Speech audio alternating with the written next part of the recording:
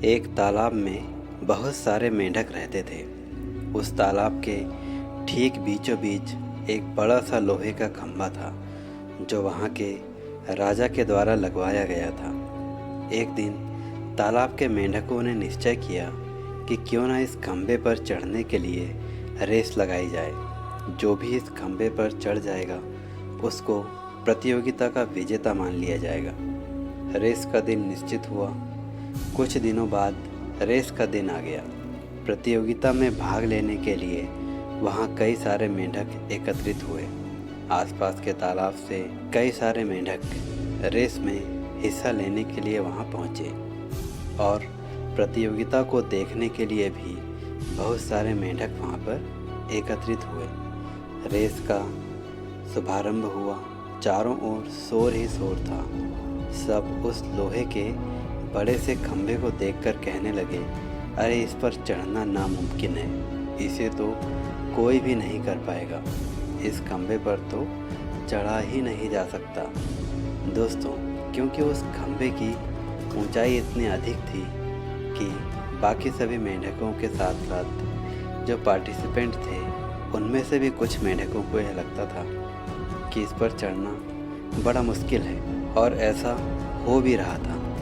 जो भी मेंढक खंभे पर चढ़ने का प्रयास करता वो खंभे के चिकने और काफ़ी ऊंचा होने के कारण थोड़ा सा ऊपर जाकर नीचे गिर जाता।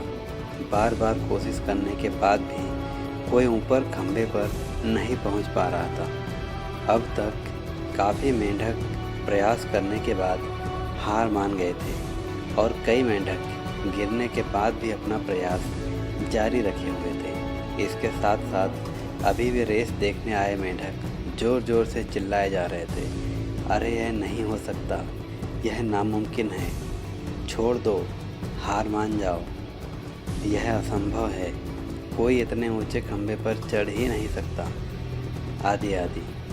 और ऐसा बार बार सुनकर काफ़ी मेंढक हार मान बैठे और उन्होंने प्रयास करना भी छोड़ दिया।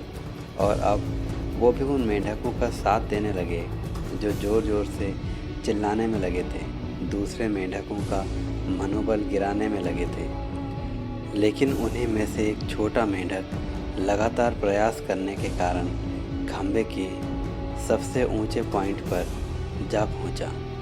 हालांकि वो काफ़ी बार गिरा, प्रयास किया, तब कहीं जाकर वो सफलतापूर्वक खंभे पर पहुंचा और रेस का विजेता घोषित किया गया। उसको देखकर बाकी मेंढकों ने उसकी सफलता का कारण पूछा कि यह असंभव कार्य तुमने कैसे संभव किया, यह तो नामुमकिन था, यहाँ सफलता कैसे प्राप्त की, कृपया हमें भी बताएं। तभी पीछे से एक मेंढक की आवाज़ आई, अरे उससे क्या पूछते हो, वो तो बहरा है। फिर भी मेंढकों ने विजेता मेंढक से पता करने के लिए एक ऐसे मेंढक की सहायता ली जो उसकी सफलता का कारण जान सके।